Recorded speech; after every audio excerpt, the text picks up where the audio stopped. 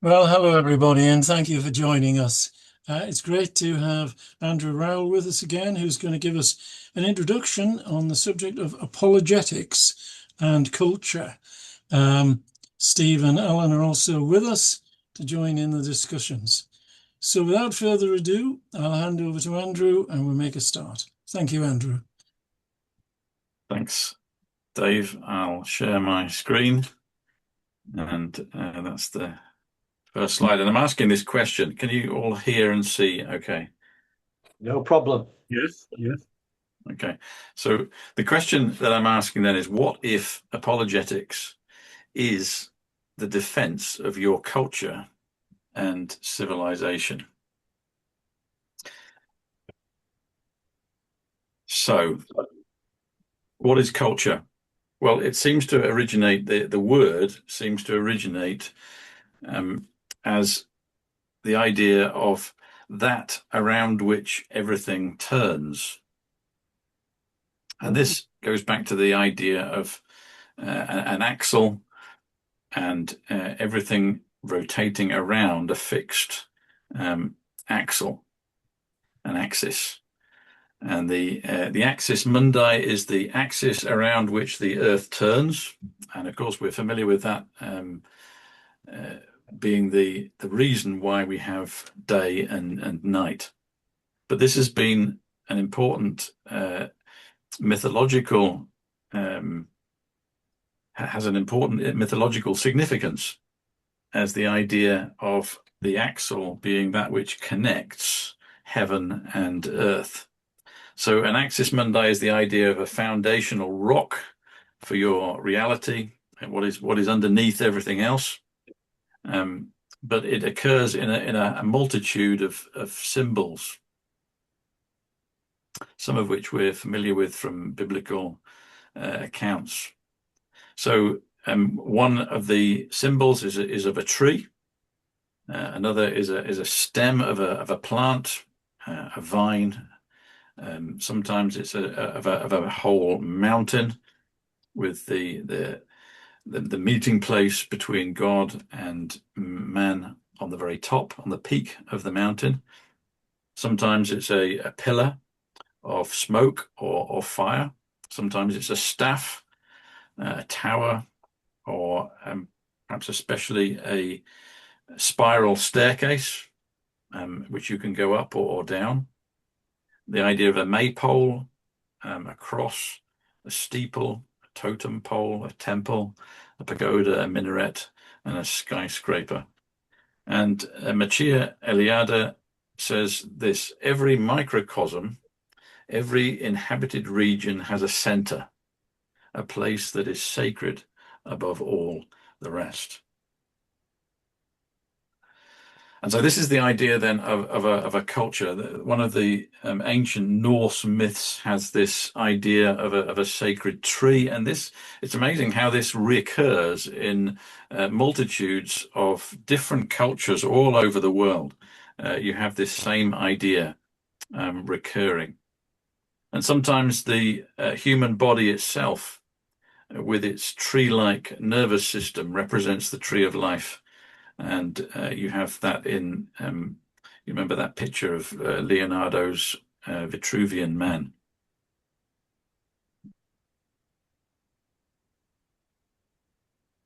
Sometimes this axis is something that depicts healing.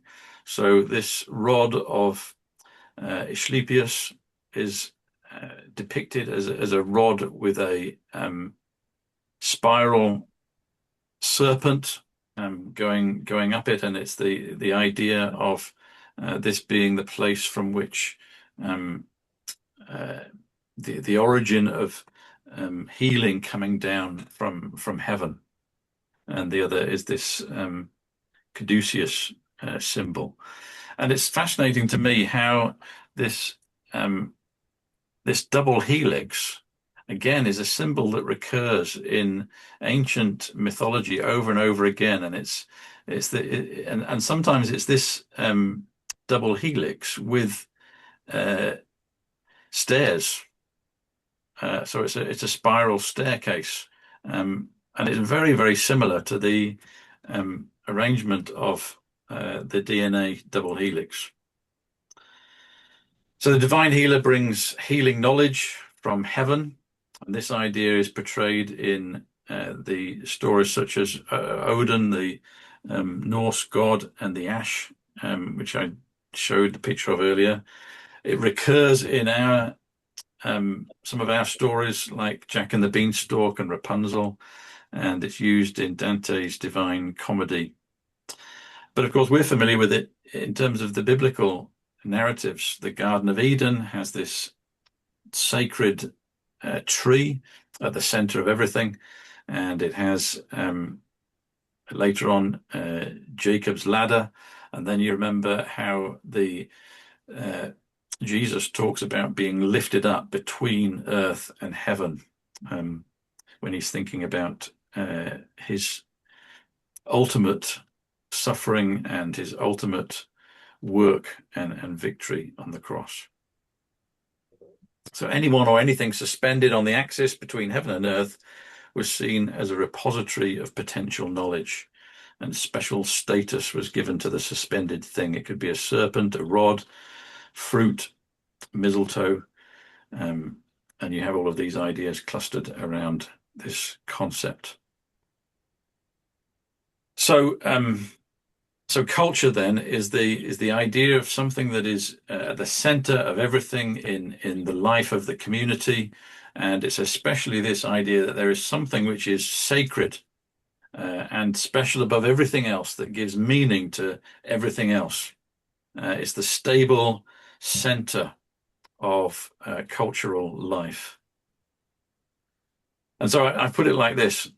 So I'm putting this to you. Yeah, your culture is made up of the things that you value. These are the things that you consider most important to defend. And your defense is your apologetic. It is initially your witness, and then if push comes to shove, it is your martyrdom. So that we defend that which we value the most, and we defend most vigorously that which is considered most value to us. And so what I'm putting to you then is that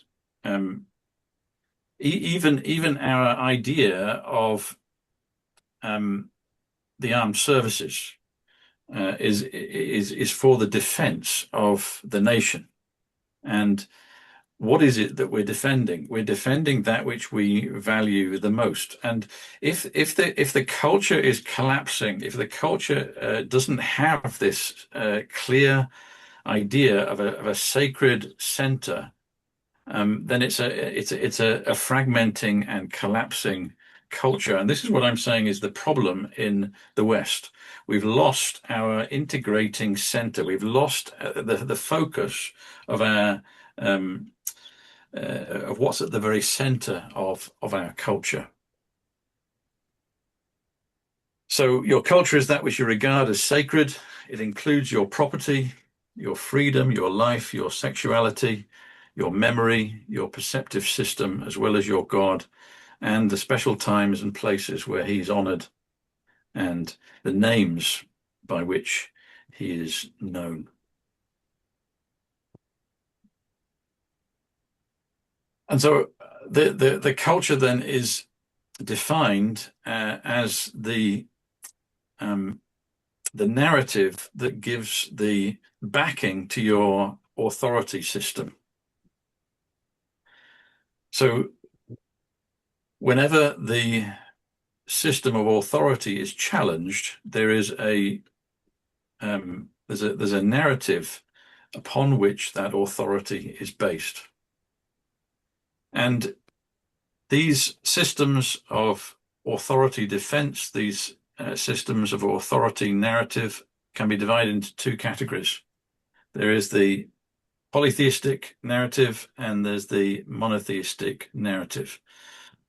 And this goes, I'm arguing this is exactly the same as what we've been thinking about in terms of the binary nature of apologetics. And this is another manifestation of this binary distinction between two possibilities. And this goes right back to the Genesis account, where you have Yahweh revealing himself to Adam, and he reveals himself to Adam with regards to this tree. And this tree is the place that distinguishes whether it's the symbol of our loyalty and our allegiance to Yahweh, our maker.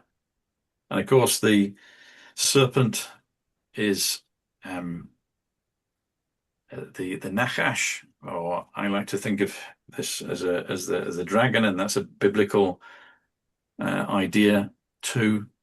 I think the idea just of a snake is too simple.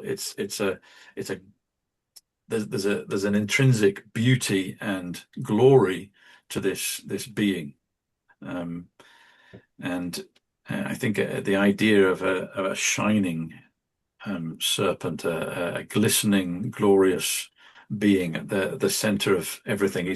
He's presenting himself as an alternative voice, an alternative, ultimate voice to the voice of Yahweh. And of course, the serpent is talking about a pantheon of gods, and he's talking about the possibility of Eve, and maybe even Adam as well, if she can persuade him, joining the pantheon of gods, becoming ultimate themselves. And I believe this is then the picture that we have down through the biblical narrative, the contrast between Babel and Eden, paradise, Jerusalem, the New Jerusalem, and the new creation. And so going on through the biblical narrative, you have the gods of the nations. Sometimes these are gods of significant features or objects of the universe. So the sun, the planets, the mountains. You have this business of the gods of the plains, the gods of the mountains. You have gods of fertility, and it's manifested in a number of different ways. The worship of Baal is one of them. And then later on in the New Testament, you obviously have the Greek and Roman gods. In our history, we have the Norse gods. And in each case, then, the god is the backstory for the rule of the king and the emperor. If there's multiple nations that are being bound up together as a single culture, then there needs to be a god who is the god of gods. He's been elevated amongst the gods, and he is represented by a king of kings on earth, a lord of lords. There's a further elevation, there's a further level above the ultimate authority in each nation. Whereas in monotheism, we have the Spirit of God, who links heaven and earth, who is, if you like, the means by which God becomes manifested in a human life. So the Spirit of God brings wisdom and beauty and order and peace and righteousness. And I think this is really important, because the gods, if you like, are very closely linked to the ideas of authority. So we have in our minds and we have in our souls a need for a hierarchy. There's something intrinsic in our souls that recognizes this business of a hierarchy of ideas, and that's reflected in our authority structures. In any group, in any society, in any social group, you automatically get to this recognized system of a hierarchy. And in the ancient world, the wars of the nations are simply a reflection of the war of gods. So you have this in the Old Testament, Perhaps the best example to make this clear is if you think of the Ark of the Covenant, and you think of what happens in the origin of the idea of kingship in Israel. Of course, it was there right from the beginning, right in the opening giving of the law. There is in the background the idea that there would be a king, and then you have this tension between God as king and a human king, and this then is manifested at the time of Samuel, and the backstory for Saul and the contrast between Saul as the king that the people have chosen, and David as the king who is the man after God's own heart. And it's David who becomes the forerunner, the revealer of the one who is to be the Messiah later. But whenever there is a war, it is perceived and it's understood as a war between the gods of the two fighting nations. And the symbol of victory is the removal, is the taking captive the gods. And so when the Israelites go to war, they take the Ark of the Covenant, and it's the representation of the presence of God with them. And their defeat means that the Ark of the Covenant is taken into captivity, and it's been put then in the temple of their gods. And the idea is then that the God of Israel, Yahweh, has been taken captive, and he's been put in a subservient position in the temple of the gods of the Philistines. Well, you know what happens in that account. It's almost amusing how the Dagon, the Philistine god, collapses and bows down to the Ark of the Covenant and starts falling to pieces. But it's not actually amusing if you're a Philistine, because it's death. The presence of Yahweh, instead of bringing life, was bringing catastrophic calamity to the Philistines, and eventually they desperately want to get rid of the indication of the presence of the Lord. God's presence is not safe unless he is present in the right way. And this is then manifested in Israel as the blessings and curses of the covenant. If you are in a obedient and loving relationship with Yahweh, and if you are following his commands, and if you're treating him how he's commanded that he should be treated, then there is just tremendous, wonderful blessing. And there's a happy relationship between God and the people.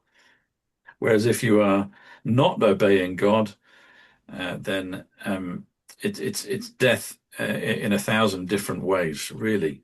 That's the curses of the covenant. All the possible manifestations of evil and death come from disobedience to God. And then you have this again in the false prophets, the kings who promise liberation, who set the people free from all the nasty gods and necessary requirements. They are the false prophets, and they promise a much greater liberty. No need to keep the restrictive and well, it goes back to Eden, doesn't it? There's exactly the same picture in Eden. The Nakash tries to portray God as cruel and as withholding the things that are best for Adam and Eve. On the true side, we have the good prophets.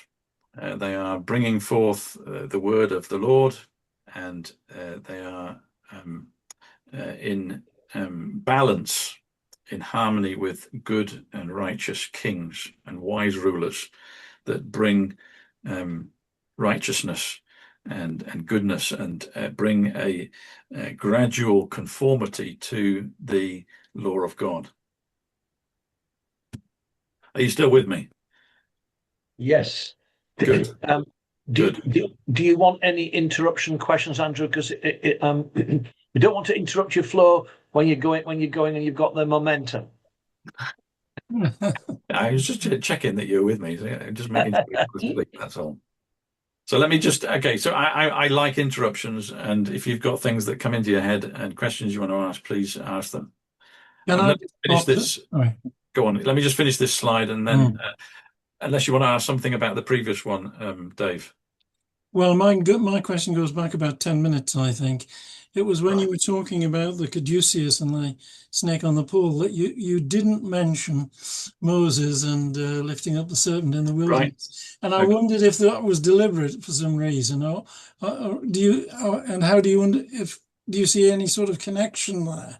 I do, yeah. I think it's the same theme that is going through scripture, and I don't know how it gets from well, presumably it gets by memory passed on from Eden to down through the generations. That there's this idea of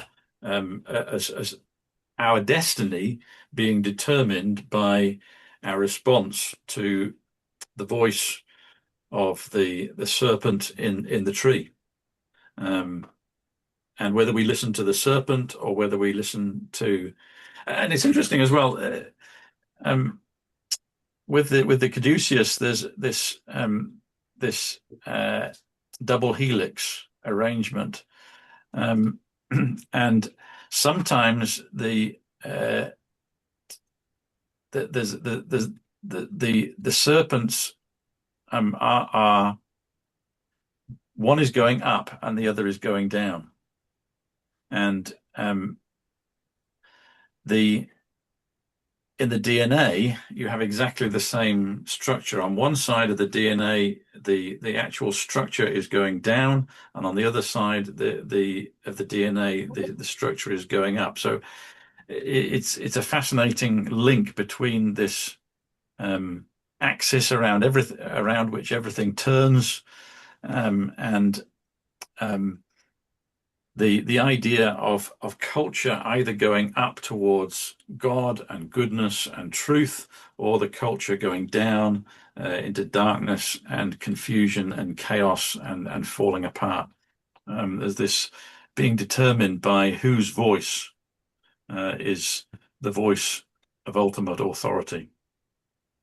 I've always found it quite puzzling that Jesus took the snake on the pole image and applied it to himself on the cross. Yeah. That there's a kind of an odd juxtaposition of ideas there, which I'm not sure I've ever entirely got to the bottom of. I think there's this other idea, and that is that the idea of a serpent in ancient culture was not just evil. So there's the idea of the serpent being the symbol of the guardian of the voice of God. So the serpent was considered as, so in the symbolism of the ancient world, a serpent isn't all negative. A serpent can be a symbol of guarding the voice of the king, a throne guardian, if you like. And so it's again, it's how you look at the serpent. The serpent can be guarding the way to life, or calling you down to death. I don't know what you think about this. And in Hebrews chapter 2, it does talk about. Just read that.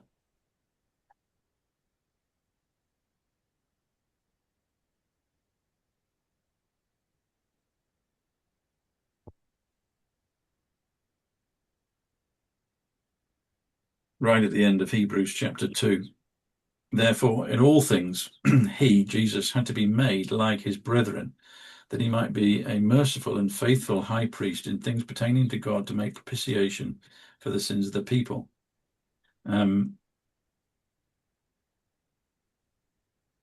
Verse 15, sorry, is earlier than that. It's verse 15, 14 and 15. Inasmuch then as the children have partaken of flesh and blood, he himself likewise shared in the same, that through death he might destroy him who had the power of death, that is the devil. And so as this idea of the power of death, the devil had the power of death. If you like, I tend to think of the devil as God's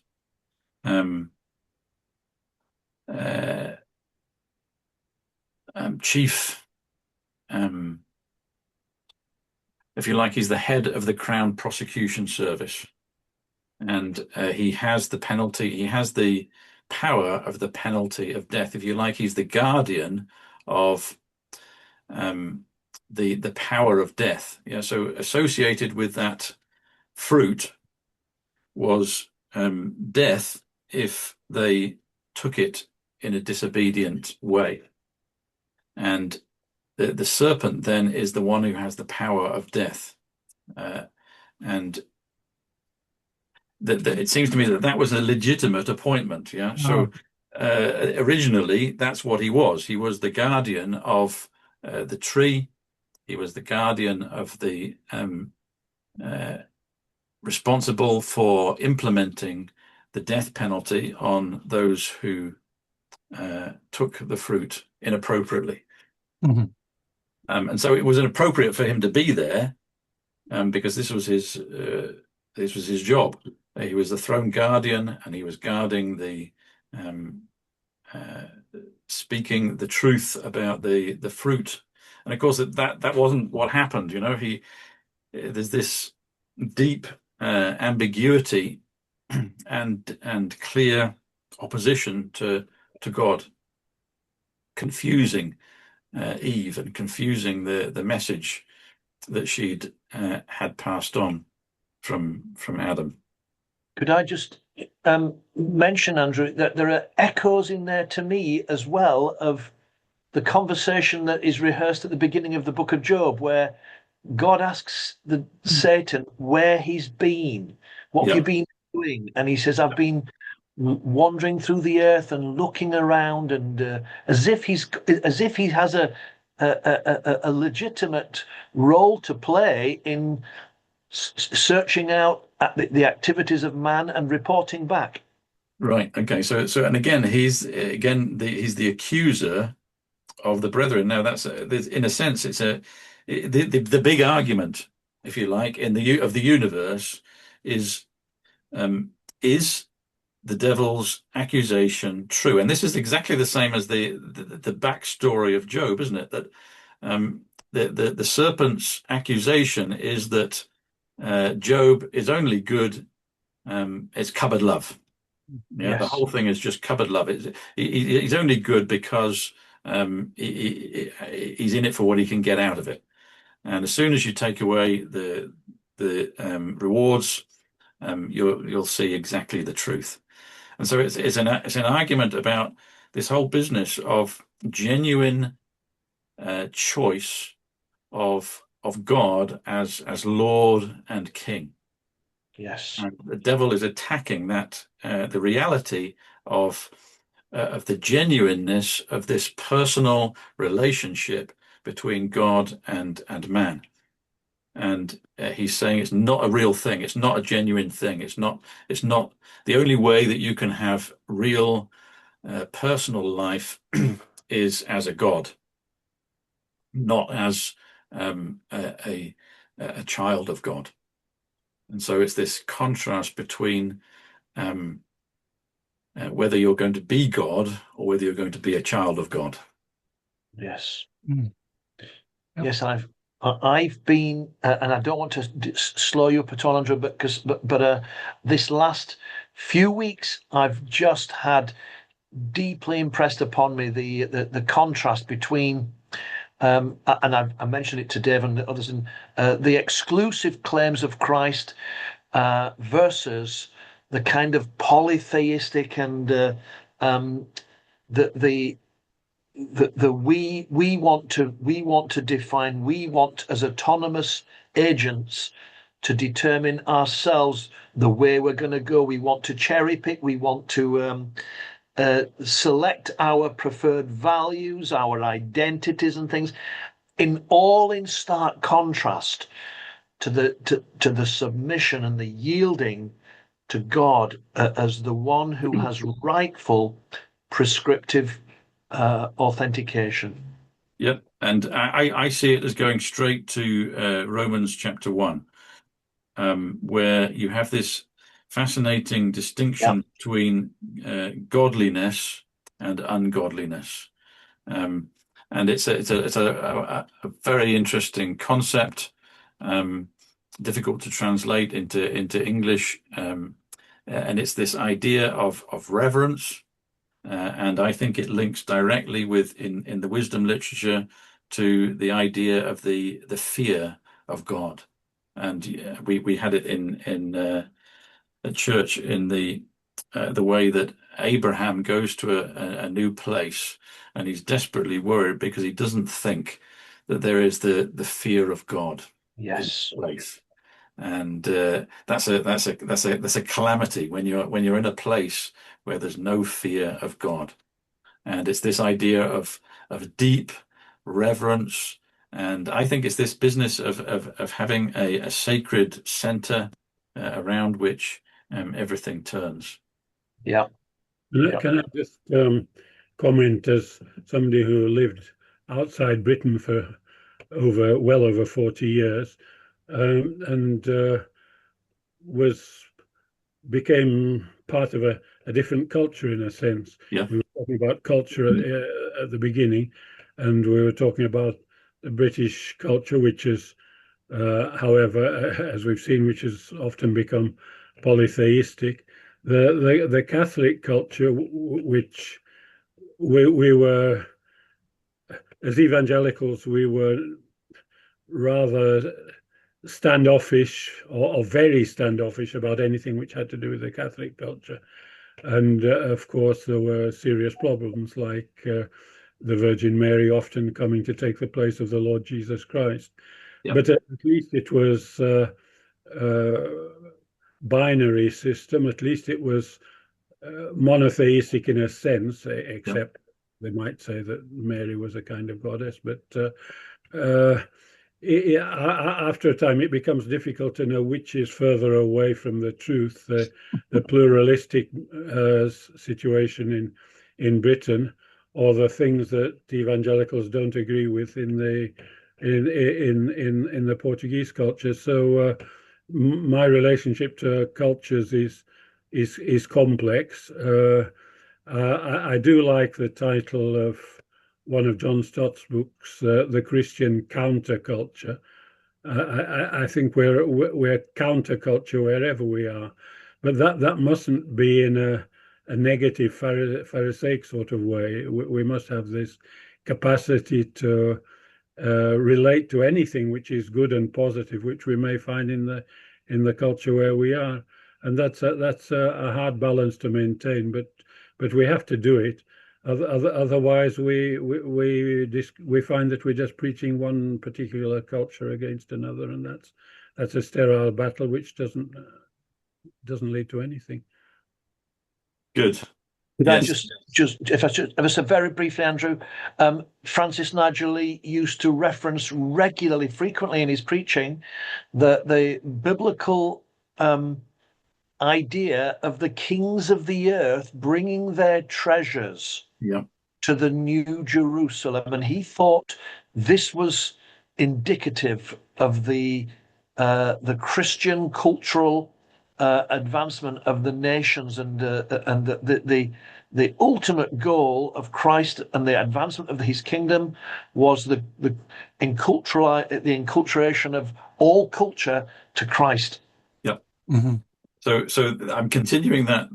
This ties up beautifully with just what you've just been saying, both of you. So I'm continuing that table here that was on the previous slide. So this is just a continuation of that table. And you remember the wonderful story of Daniel. So in the covenant curses, the ultimate curse is for the people of God to be when they replace Yahweh with other gods. The ultimate curse is that the true God gives them over to the false gods, and they get taken into captivity to the false gods of Babylon, and they end up in Babylon. And the story then in Babylon, which is a sort of world empire of an emperor over the nations, a sort of lord of lords and a king of kings in an empire situation. And you remember there's a further revelation there in that situation of what this empire story is really all about.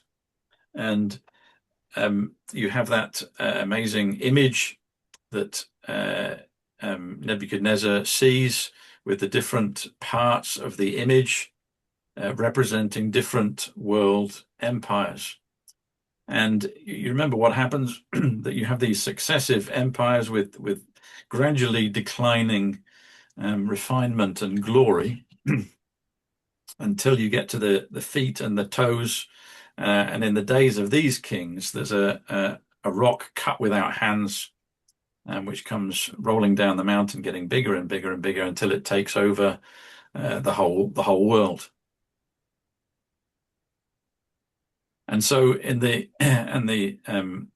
obvious biblical interpretation of this dream is that Jesus is that king who takes over all the other world empires, and he begins a kingdom that will never come to an end, that will grow and fill the earth, and all of the other lesser kingdoms will find a place in his kingdom. And the application is that the Roman Empire then has within it,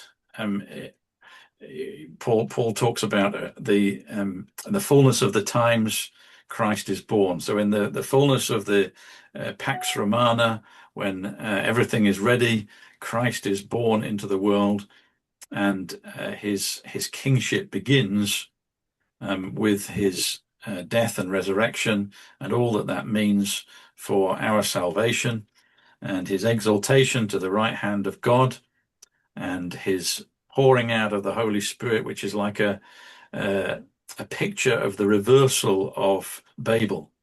It is the image of the reunion of humanity under one just and holy and right kind of kingship. It's the shepherd king. It's the servant king idea of kingship.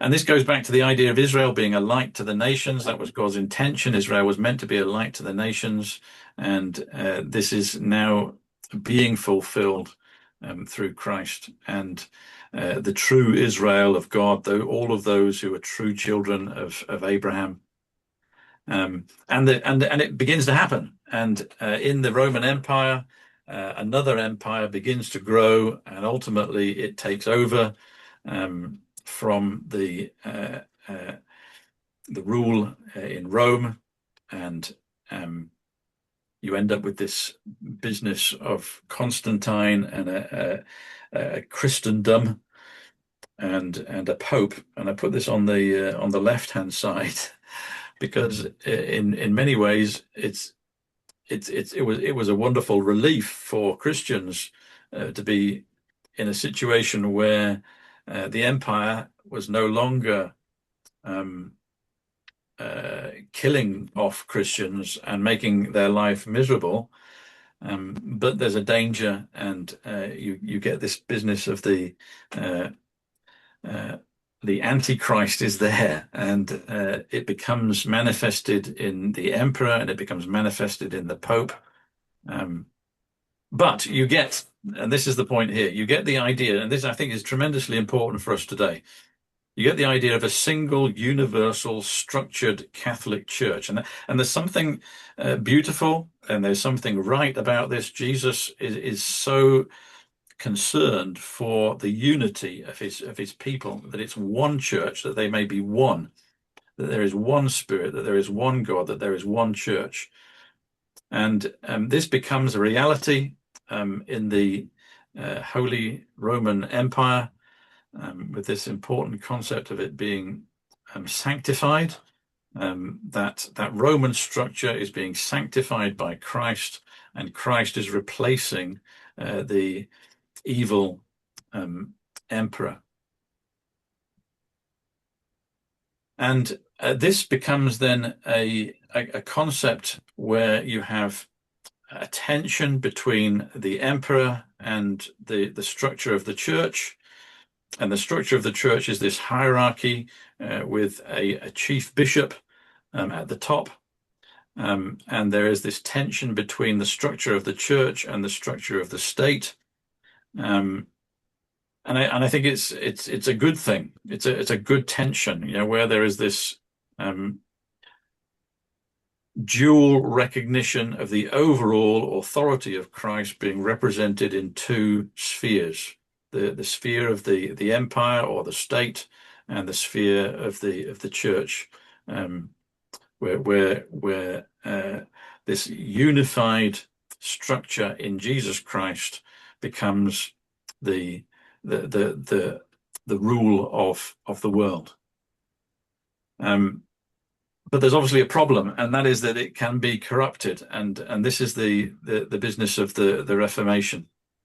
And so the corrupted system of the Holy Roman Empire has this, and it obviously has become deeply corrupted, and it needs this fresh impetus, which comes with Martin Luther and the Reformation. But it's always there. It's always there in the background. There's always this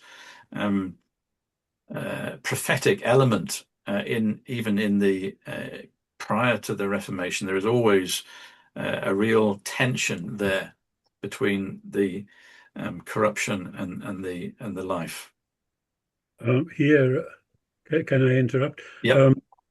The present Pope intrigues me. Leo XIV intrigues me because he's obviously aware of corruption in very high places in the Roman Church, but he has the kind of courage to speak against it, which is just amazing to me. And when he's defending the gospel in itself, he's saying something which sounds quite similar to what evangelicals say. Yeah. I'm not saying that I'm going to be converted to Catholicism through him, but there's a kind of integrity and a kind of pleasantness at the same time, with some severity, which I find very, very appealing, quite convincing. And against that, we have Protestant Christians who just divide into so many different churches and denominations. There's no universal structured church at all, and well, you just begin to wonder where Protestant evangelicals are going to end up. Yes. Well, this has been the disaster of Protestantism. That there was need for a protest against the corruption of the church, but the protest has resulted in a system that is seems to be just very, very good at fragmenting, and there's no sense of authority. There's no sense of unity, and this has been our weakness. It's the old principle: if you divide, then you conquer, and that's exactly what's happened. And that is the tragic picture of Protestantism, and it's patently there, staring us in the face. And this is the weakness of modern evangelicalism, and it's deliberate. This is what annoys me so much. And it's almost like it's become a virtue. So we this principle of independence, and I just detest the word. It's the idea that a local church is all that there is to the church, and it's wrong, and it's sinful, and we need to repent of it, because there's clearly in Scripture a much greater sense of what the church means. It is the assembly of God, and it's a unity, and that unity is sacred, and breaking it into these local pieces. Yeah, I accept that there's such a thing as a local church, but the local church is not independent of all of the other parts of the body, and it's a single body. It's meant to be just one body, and that there is meant to be a manifestation of that deep unity that Christ has come to bring. Yeah, it's very interesting to listen to Gavin Ashenden talking about this sort of area, because he kind of, to an evangelical, what his language at the first, you kind of think, what on earth is he talking about? Because he talks about the Protestant heresy, Right. as someone who's been converted to Catholicism. But it's worth hearing him out because he's touching on these areas that you just mentioned, Andrew. Yeah. When I graduated from university, I went to work in Spain with the student movement, and I was a very young evangelical Christian with lots of limitations, and I was quite alone in some ways, although came to be very much helped by different people. One person who approached me was a Catholic priest who was the head of ecumenism in Spain at the time, and he was quite a gracious person, but at the same time, I could see that doctrinally we were in different fields. We weren't together in some very fundamental issues. But he said that the great advantage of Catholicism is that it's one; it's a single universal structure. And I said, well, no, we don't have a hierarchical system which is universal at all. We have spiritual union between the churches. And I felt at the time when I was saying that was a completely convincing argument. We have spiritual unity. We don't have structural unity. Now I think that maybe I was, as he was going too far in one direction, I was going too far in the other, because this spiritual unity isn't very obvious in most places where there are different evangelical churches. I agree, and I think that it seems to me that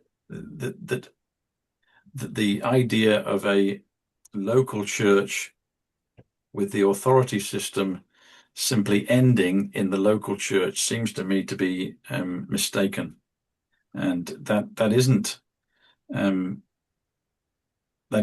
seem to me to be a satisfactory solution.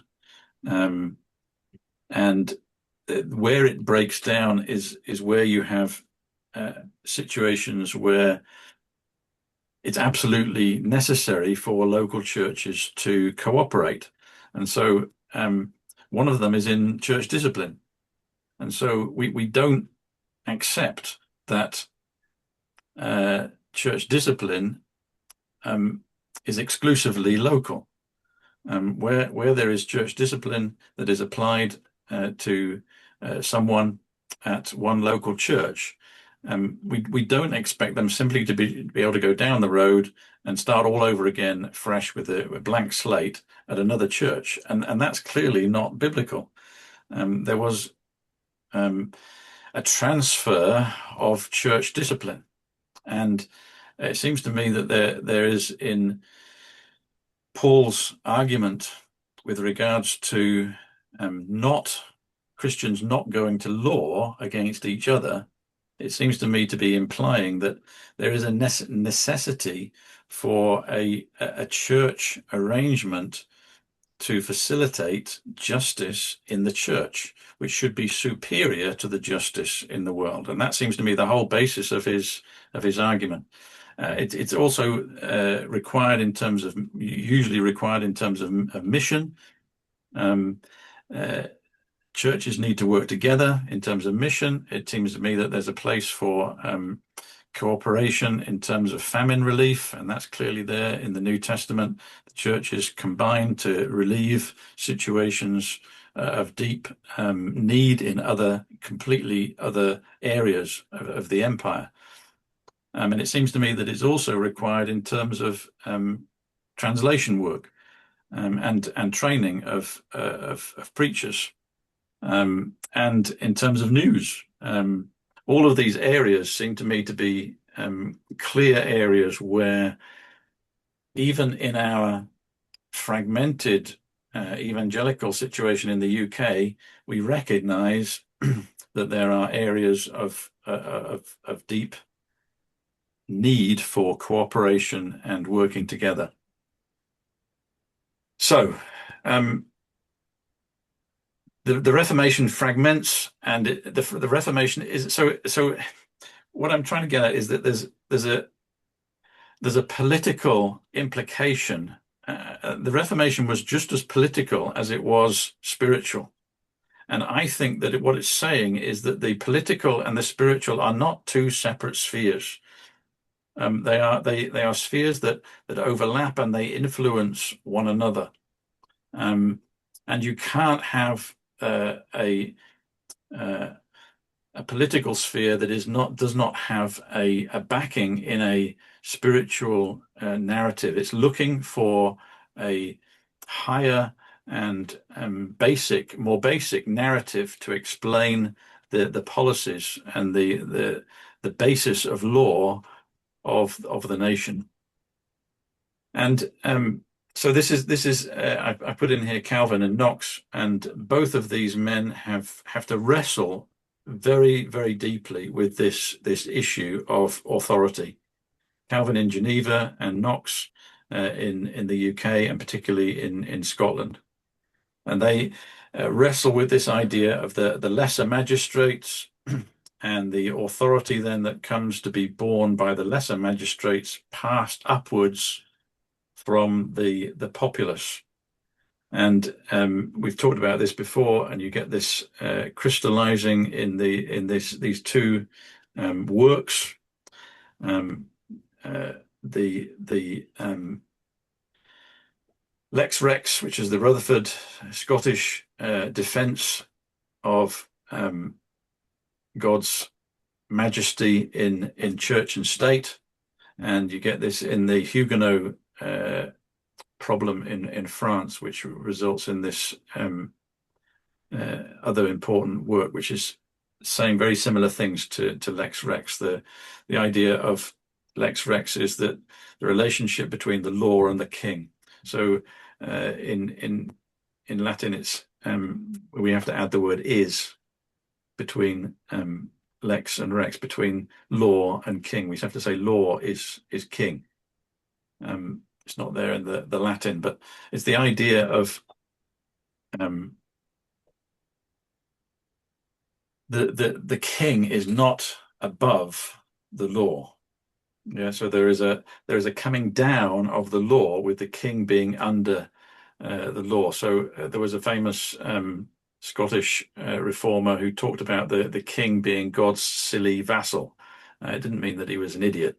It meant that he was subject, and he was a lesser, infinitely lesser being than the one from whom his majesty derives, which is God.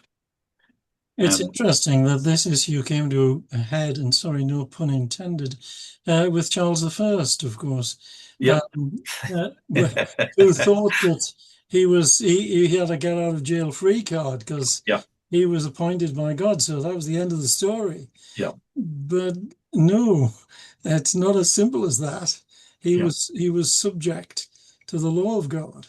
Yeah, exactly. And the law does not come from the king. The law comes from Lord above the king. And we are all underneath God's law. And it's this idea of being able to appeal then to something which is above any human voice, a voice that is a true representative of the absolute truth and the absolute righteousness of God, to which we appeal above all earthly authority. There's a final throne, there's a final judgment, where truth and righteousness will certainly be achieved. And so on this other side here, and again, I think this is really, really important for our situation today. On the left-hand side, I've put this idea of the Enlightenment and the Age of Reason and the scientific revolution. And what's happening here, I believe, is that the idea of God, of the authority coming down from God, is being removed. And in its place is this idea of democracy. So this is the idea of, I think what happened was that there was the 30 Years' War, and people were absolutely fed up of war and the conflict between Protestant states and Roman Catholic states going on for 30 years. And people said, look, we just can't carry on like this. And that's part of the situation behind the replacement of the idea of God's law and God's voice coming down into the nation with the idea of a secular government and a secular state. And what happens here then is that the unity in God is replaced by a multiplicity of voices, all the voices of the state coming upwards from the people to make the ultimate authority for the people. And Andrew, this is a totally different system from what had gone before. Go on. Sorry, I'm absolutely with you all the way, of course. And this is epitomized, isn't it, by the French Revolution's right, clamoring for equality, fraternity, and what's the third one? Liberty, fraternity, and equality. And if you think about what they were trying to do there, it was utterly they were attempting to usurp the traditional notion that God had that right. Yep, and there's nothing wrong with those three words. Yeah, I mean they're lovely words. Yeah, we do believe in equality. There is a right sort of equality before the law. There is a real freedom that believers have in the law of God. It is a liberating thing to be under God's law. It is a good thing to be under God's law. It is a delightful, joyful, happy place, safe place to be. And so there is an equality, there is a liberty, there is a fraternity, there's a genuine communism about the people of God being joined together in a single family with God as their father, and there is this sharing, there's this koinonia, the shared life amongst the people of God. So it's the polluting of this lovely language with the idea of getting rid of God. Yeah, the only way you can get those happy things is to get rid of God. This is the satanic idea. It's the idea that you yourselves shall be gods, and it comes in Thomas Paine's version of what he calls common sense, which I think is really interesting. So that's it happens in, and I'd forgotten this, that the War of Independence in America happens before the French Revolution, but the two are very closely integrated and they're very closely linked. Now, I think in America there was a more an awareness of the need for godliness than there was in the French Revolution. The French Revolution has sort of taken away any idea of God, and I think this is still a live issue in America. Whereas I think in Europe it's sadly become dominated with this idea of secularism. But on the other side, you have the response to the French Revolution, the anti-revolutionary idea of Van Prinsterer, which becomes the passion, the vision of Abraham Kuyper and the Bavinks. And ultimately, you find it then coming in Westminster Theological Seminary with Van Til and the others there. So this is live. Yeah, this is right. What's happening in the UK? What does it mean? This is the big debate, isn't it? What does it mean to be British? What does it mean to be English? What does it mean to be Christian politically? Okay, so this is a live issue culturally in the UK, and it's a live issue in the churches, and we're confronted with it's a bloody issue. Yeah, blood is being shed already, and my concern is that we're heading towards a lot more of blood, and so it's not just a theoretical thing that we're enjoying bashing around in our heads. This is life and death. Yeah. Yes. Yes, indeed. Indeed. So we do need religious discrimination. And this is where I'm getting controversial, and I know I'm going to get people arguing with me, deeply disagreeing with me. I do believe that there is an important place for religious discrimination. And the religious discrimination that we need is the enthusiastic embrace of non-contradiction. What happens is when you enthusiastically embrace non-contradiction, you work out your whole system all the way to the conclusion. And this is what I believe what Van Til is talking about as pushing the antithesis. You insist that people act consistently with what they're saying, and you push them all the way to the conclusion. This is the same thing, I believe, as what Francis Schaeffer was talking about when he was talking about taking the lid off. Yeah, you push people to the logical conclusions of what it is that they're saying. So in the UK, we have a Christian monarch. Now, I'm not saying that King Charles III is an evangelical believer. I'm not saying that even that he's a Christian. God knows the secrets of his heart. But the point is that in his coronation, he pledged through the bread and the wine of communion, he pledged his loyalty to the Lord of his crown. And the Lord of his crown was explicitly Jesus Christ. And so the current kingship of the United Kingdom is explicitly Christian.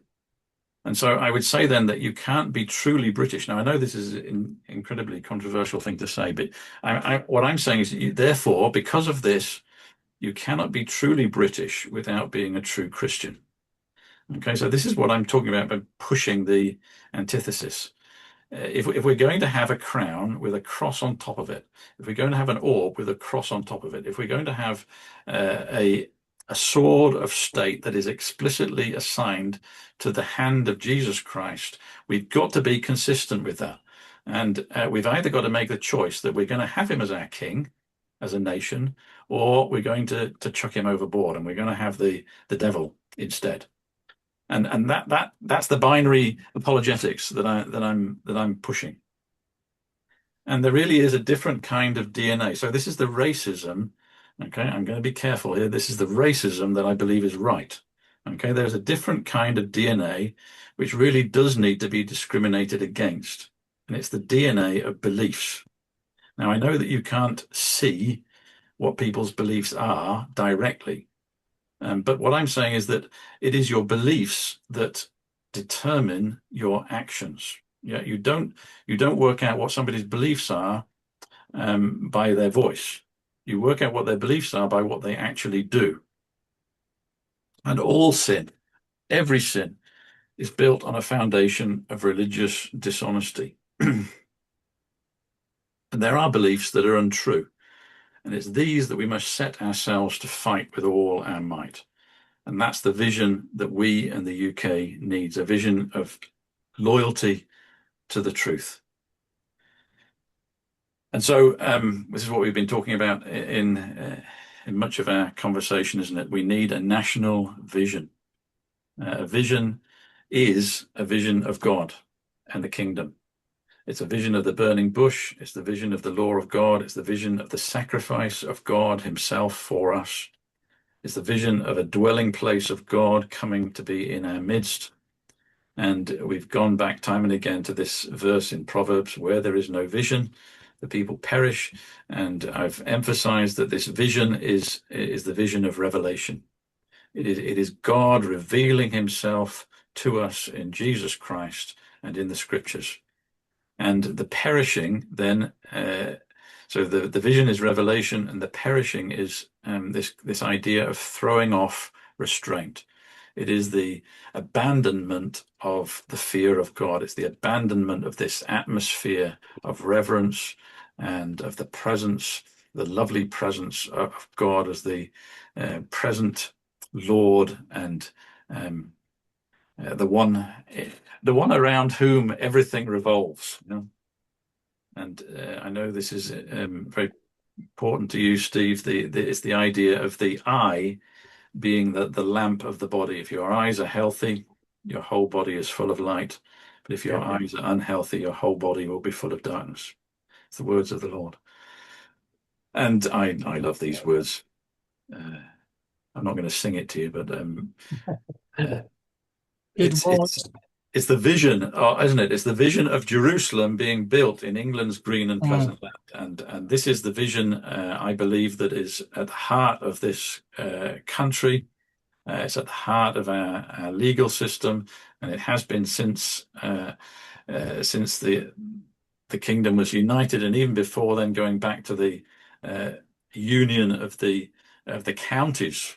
The idea of the kingdoms, so the idea of the kingdom of Cumbria or the kingdom of Northumberland, and all these other lesser kingdoms being united together to make a kingdom together. That from the very moment that happened, it was happening under a Christian vision. It was happening under a vision of a King of Kings, an ultimate Lord, and the manifestation of God in the kingship of Jesus. Amen. I think, Andrew, we stop there. We probably should stop there. There's so much more to say, and we'll no doubt we'll be saying it in future. So thank you very much for joining us. Thank you to Andrew, Steve, and Alan for your contributions tonight. And we do pray that you will, with us, share a vision which would see our land transformed by the recognition of God's King, Jesus Christ. So we'll wind up there. So thank you again. We hope to see you again before too long.